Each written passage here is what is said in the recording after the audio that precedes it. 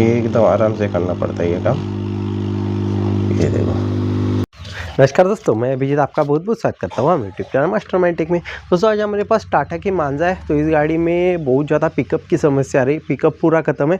इसके साथ ही साथ गाड़ी ब्लैक स्मोक भी दे रही है और माइलेज भी पूरा खत्म है। तो गाड़ी में पहले चलते हैं, आपको प्रॉब्लम दिखाता हूँ, स्कैन करके भी देखते हैं और इसका सोल्यूशन क्या निकलता है ये भी इस वीडियो में हम देखते हैं। ये देखो, मैं कार में आ गया और अभी स्टार्ट करता हूँ ना।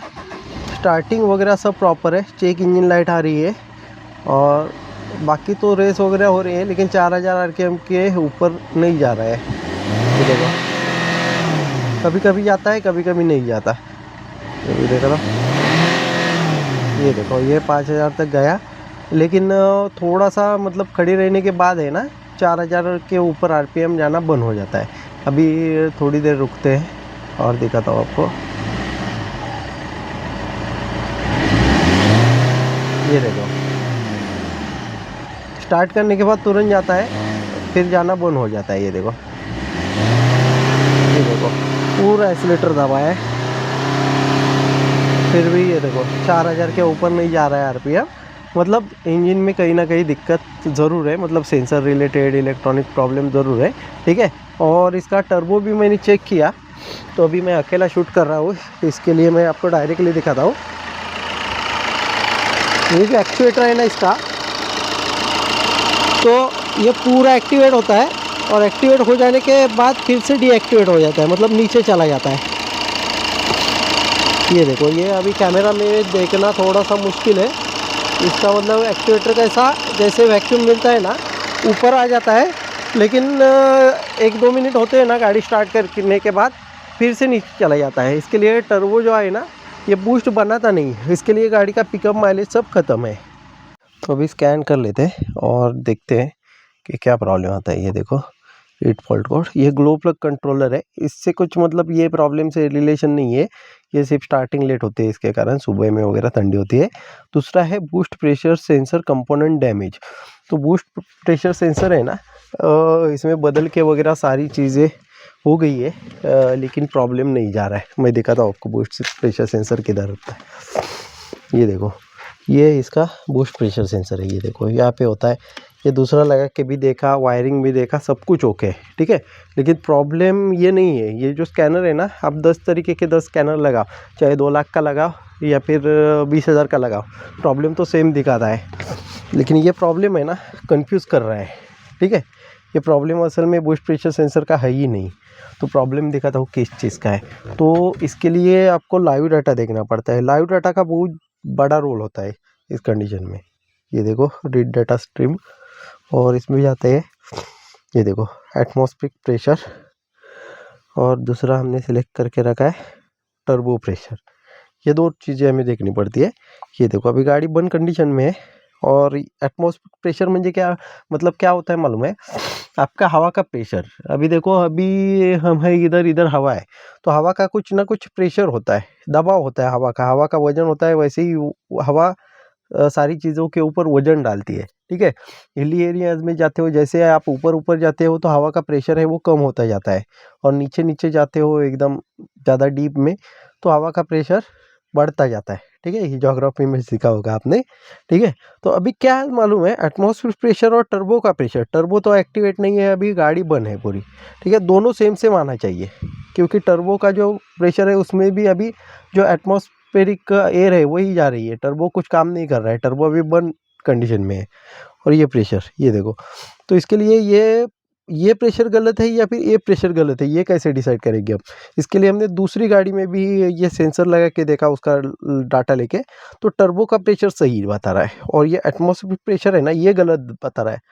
तो ये गलत बता रहा है, लेकिन एग्ज़ाम डाल रहा है टर्बो बूस्ट प्रेशर सेंसर पे।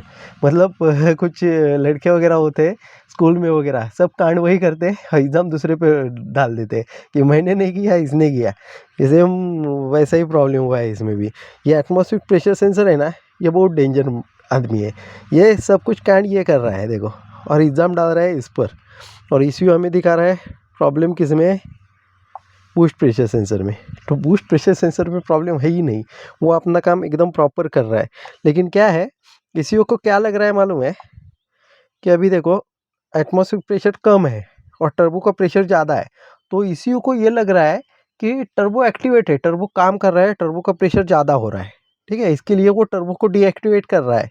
इसके लिए गाड़ी का जो पिकअप है, माइलेज है, वो पूरा ख़त्म हो गया। और टर्बो का भी एक्चुएटर है ना, पहले फुल एक्चुएट होता है, फिर नीचे जाता है, टर्बो को बंद कर देता है, क्योंकि ऑलरेडी ये गलत इन्फॉर्मेशन दे रहा है कि टर्बो का प्रेशर ज़्यादा है, लेकिन टर्बो का प्रेशर ज़्यादा नहीं है, एटमॉस्फेयर प्रेशर कम है। और अभी एटमॉस्फेयर प्रेशर सेंसर होता क्या है, ये होता है गाड़ी के ECU के अंदर, ठीक है। गाड़ी में ECU लगा होता है, ECU के अंदर ये एटमॉस्फेयर प्रेशर सेंसर लगा होता है, ठीक है। तो इस कंडीशन में हमें ECU सबसे पहले खोल के देखना पड़ेगा ये रिपेयरेबल है या नहीं है। तो सबसे पहले ECU खोलता हूँ, अंदर कुछ प्रॉब्लम मिला तो आपको दिखाता हूँ, नहीं तो डायरेक्टली ECM है ये रिप्लेस करेंगे और फिर आपको मैं रीडिंग बताऊँगा और फॉल्ट कोड आता है या जाता है ये बताऊँगा। तो ये मतलब ऐसा 500 गाड़ी आती है ना, उसमें किसी एक गाड़ी में ऐसा प्रॉब्लम मिल जाता है, तो बहुत मैकेनिक को ये रुलाता है, लेकिन मिल जाता है ना तो बड़ा मज़ा आता है। तो ये लाइव डाटा के कारण हमें भी मिला, तो हम भी पहले परेशान थे कि हमने भी समझा था कि ये बूस्ट प्रेशर सेंसर फॉल्टी है। इसके लिए हमने दूसरी गाड़ी का बूस्ट प्रेशर सेंसर लगा के देखा, तो फिर भी सेम प्रॉब्लम। इसके बाद जैसे ही मैंने लाइव डाटा देखा ना, तो लाइव डाटा में तो काम कर रहे हैं दोनों, मतलब चालू करने के बाद है ना, उसमें ये भी हो रहा है, मतलब बूस्ट प्रेशर सेंसर है ना, इसकी वैल्यू भी चेंज हो रही है। इसके लिए मुझे लगा कि बूस्ट प्रेशर सेंसर तो अपना काम कर रहा है, ठीक है। अभी दिखाता हूँ मैं आपको, गाड़ी चालू करता हूँ, ये देखो बूस्ट प्रेशर सेंसर है ना, ये देखो प्रॉपरली काम कर रहा है। लेकिन ये खतरनाक है, ये देखो, ये तो ऐसा इसमें हलचल होती नहीं, क्योंकि आपका एनवायरनमेंट का प्रेशर है वो तो कम ज़्यादा इतनी जल्दी नहीं होता, लेकिन 665 है ना, ये कम बता रहा है। अभी सेम वैल्यू होनी चाहिए इसकी, ये 991 है ना, ये 10-15 का फ़र्क चलता है, ये 990 के आसपास होनी चाहिए थी। अभी इग्निशन ऑन ऑफ किया, इसके लिए ये चला गया, ठीक है। फिर से देखते हैं। तो ये सारी हकीकत है इस गाड़ी में। अभी ECU खोलते हैं और आपको बताते हैं। अभी देखो पूरा ECU मैंने खोल दिया, और ECU के अंदर मैंने बोला था ना आपको, एक होता है बारोमेट्रिक प्रेशर सेंसर। तो ये देखो, ये बारोमेट्रिक प्रेशर सेंसर है, तो ये हम निकालेंगे। और इसकी जगह हमारे पास पुराना एक बोर्ड पड़ा है ECU का, ये देखो, उसमें जो सेंसर है ये इधर लगा के हम चेक करेंगे, फिर से लाइव डाटा लगा के, ठीक है। तो अभी मैं निकालने का प्रोसेस दिखाता हूँ। और हमारे पास ये देखो, ये हॉट एयर गन है, इससे हम निकालते हैं, ठीक है। तो आपको दिखाता हूँ कि कैसे निकाला जाता है। अभी देखो, ये हॉट एयर गन से मैं इसको हवा से पूरा गर्म करके लूँगा, और इसका जो सोल्डरिंग है ये मेल्ट हो जाएगा, फिर इसको उठाना है। ये देखो, ये हो रहा है मेल्ट दोनों साइड से।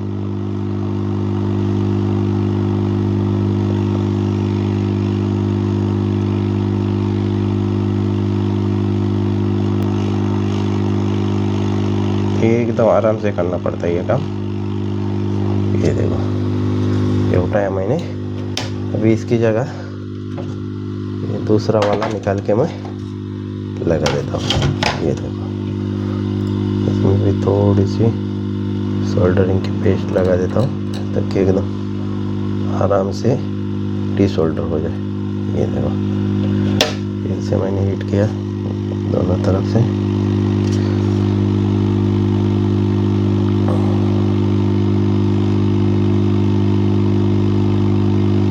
पूरा एकदम आराम से करना पड़ता है ये काम, और पूरा पेशेंस से करना पड़ता है, तभी जाके, और सक्सेस होगा भी नहीं ये भी हमें मालूम नहीं है, ठीक है। तो हम ट्राई कर रहे हैं। कभी कभी क्या है, इंटरनली प्रॉब्लम होता है, सेंसर का नहीं होता है, ECU का अंदर से प्रॉब्लम होता है, ट्रैक का वगैरह, ट्रैक टूट जाता है, या फिर वोल्टेज का वगैरह।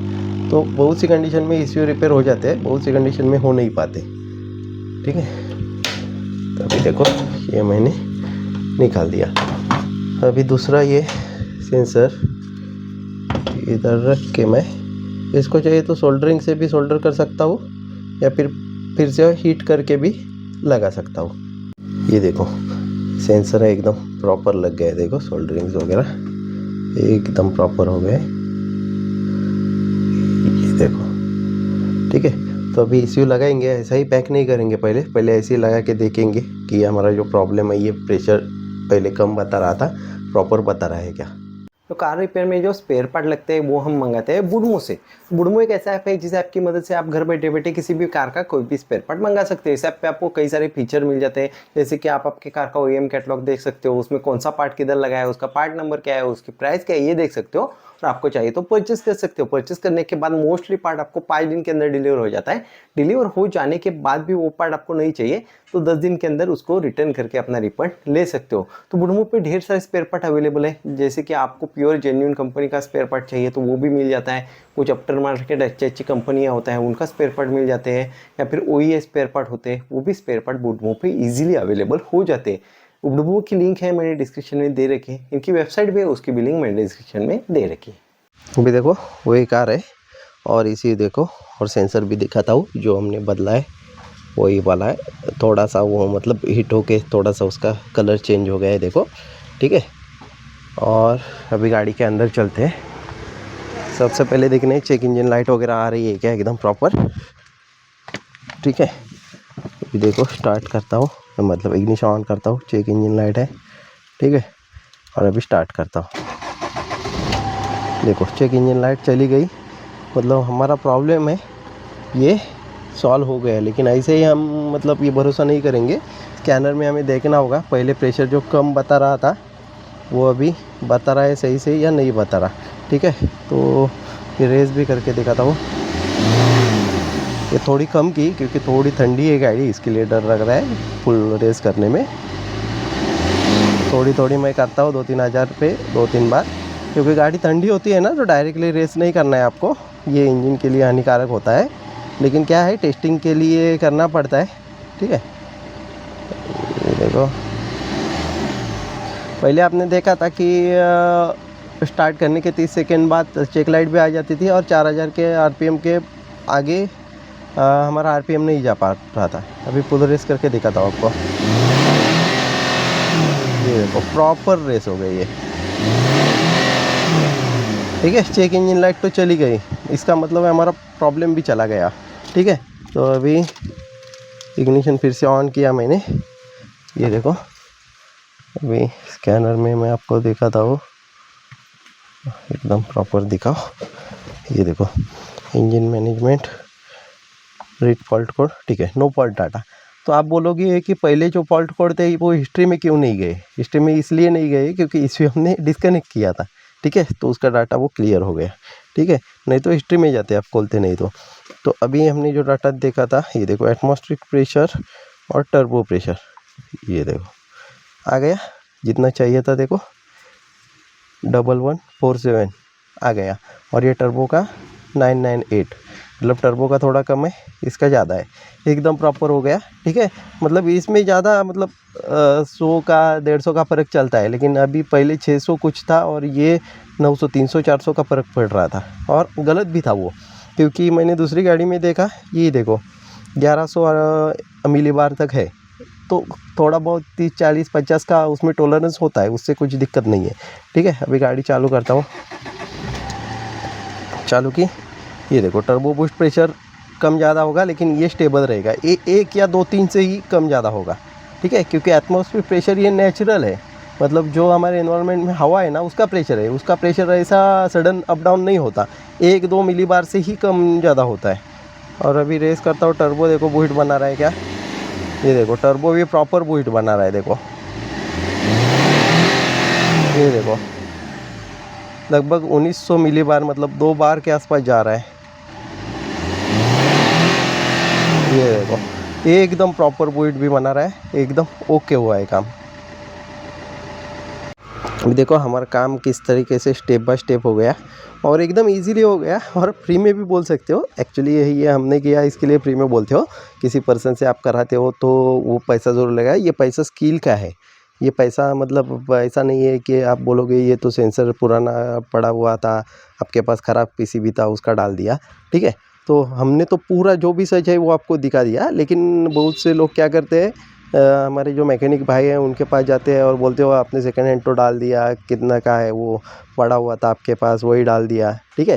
लेकिन पैसा तो सेंसर का नहीं है, पैसा तो स्किल का होता है, और जो इंस्ट्रूमेंट है स्कैनर वगैरह है जिसमें हम इन्वेस्ट करते हैं उसका पैसा रहता है। तो मतलब मैं जो वीडियो में बता रहा हूँ उसका मतलब गलत आप ये मत लेना ना, ठीक है। तो इस तरीके से जो एकदम प्रॉपर काम करोगे ना आप, और फॉल्ट कोड ढूंढोगे, प्रॉपर लाइव डाटा देखोगे, एकदम आराम से ठंडे दिमाग से डायग्नोस करना है, ठीक है। रिपेयरिंग में आपने कम समय लिया चलता है, लेकिन डायग्नोस में ज़्यादा समय लेना है, ठीक है। क्योंकि डायग्नोस में आप डायग्नोस अच्छे से करते हो ना तो एकदम प्रॉपर हो जाता है डायग्नोस, ठीक है।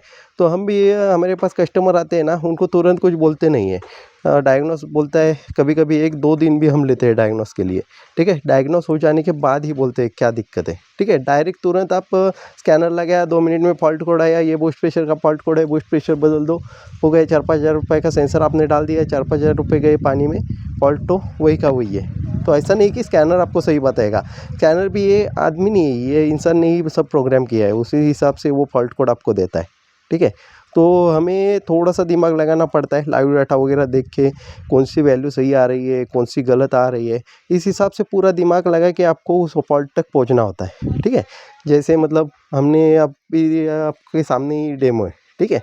तो फॉल्ट कोड दिखा रहा था इस सेंसर का, लेकिन ये सेंसर जैसा है वैसा है, कुछ भी दिक्कत नहीं, हमने बदला भी नहीं, वैसा ही है। आप बोलोगे बदला, लेकिन वैल्यू आपने देखी होगी पहले जब फॉल्ट कोड आ रहा था तब भी उसकी वैल्यू सेम थी, अभी भी उसकी सेम है। वैल्यू सिर्फ बदली इसकी, क्योंकि प्रॉब्लम इसी में था,